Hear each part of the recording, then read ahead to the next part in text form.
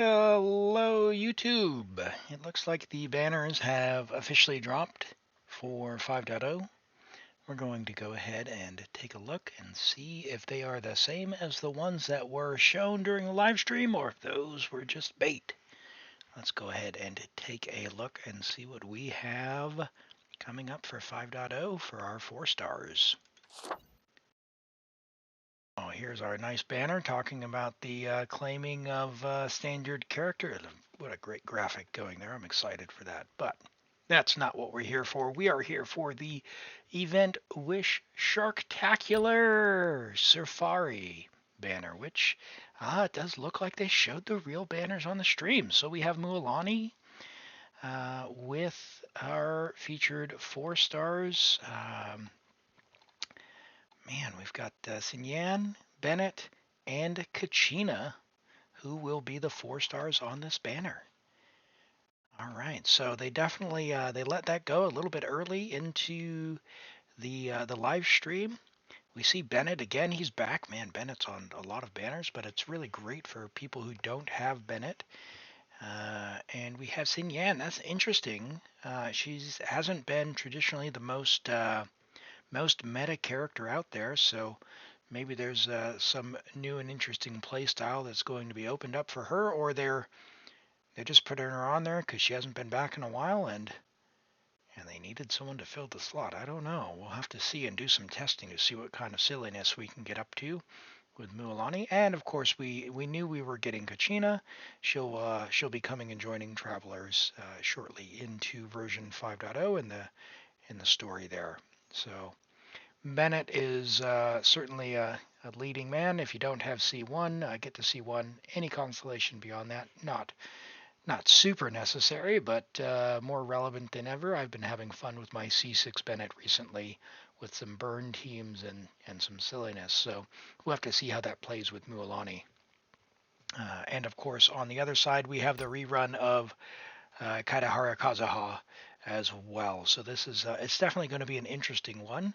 Let me know in the comments who you will be picking up in 5.0 and which kind of shenanigans you're going to get up to with these 4 stars. Will they entice you to pull on either the Mualani banner or Kazuha? Or do you already have a C6 Bennett and Sinyan? Will you be trying to get an extra copy or two of uh, our little Geo friend Kachina here, or truly trial by fire, seeing if you can dodge Bennett and Sinyan? Let's take a look at the weapon event banner and see what we've got there. I think we saw this on the live stream as well, and we did. It is the same there. So we've got Surf's Up with Freedom Sworn, of course, the signature weapons. Now, Freedom Sworn, I lovingly call Kuki Shinobu's signature weapon, with Favonia's sword being on the banner being Kazuha's signature weapon. Favonia's sword, if you don't know, is an excellent weapon. If you do get a copy, feel free and stop for your Kazuha. The Freedom Sworn is it's good for the EM, but Kazuha does want a bit of energy, so if you are wishing for him and you need an alternative, Favonia's sword is amazing. It helps out his whole team. It triggers a whole lot with the way his mechanics work. So definitely a strong preference, in my opinion, to use Fav over the Freedom Sworn. In my view, for Kazuha, but Freedom Sworn is great for Kuki Shinobu, and of course Mualani's event weapon. We saw the stats on that on social media recently as well, with the I believe it was crit damage on that. It was a catalyst. We have Stringless. Stringless is a great choice for a couple of characters. If you don't have a 5-star weapon for official, like Skyward Harp or something else, an R5 Stringless will do very, very nicely on her. Favonius Sword, man, do not wish only for a 4-star. You have to want one of these 5 stars, but if you happen to get a Favonius Sword, you're cooking. That is a great weapon. So every copy of that is welcome. And Yeah, if you don't have at least 3 Favonius swords on your account, I would strongly suggest getting at least 3 to level 80 before you start refining them. So good luck if you are pulling on the weapon banner there. Sacrificial Fragments is a great weapon as well for the likes of Sucrose. Nihida can use it as well. She only needs R1, so having at least 1 copy, 1 or 2 copies of that.